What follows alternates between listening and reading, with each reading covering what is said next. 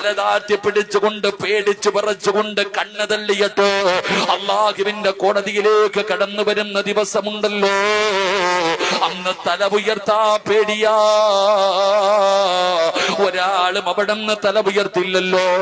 എല്ലാവരും പേടിച്ച് വിറച്ചുകൊണ്ട് പ്രാവുകയാ, ശപിക്കുകയാ. യാ വൈലതാ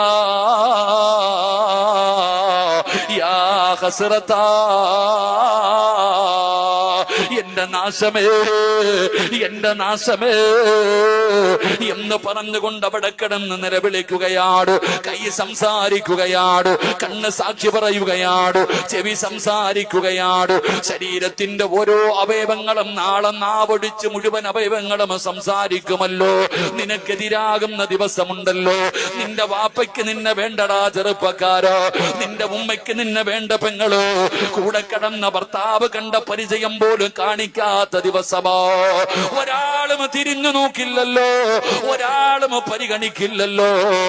കാരണം അല്ലാഹുവിന്റെ വിശുദ്ധമായ ഖുർആൻ പറയുകയാ, യൗമ യഫിറുൽ മർഉ മിൻ അഖീഹി വ ഉമ്മിഹി വ അബീഹി വ സ്വഹിബതിഹി വ ബനീഹി.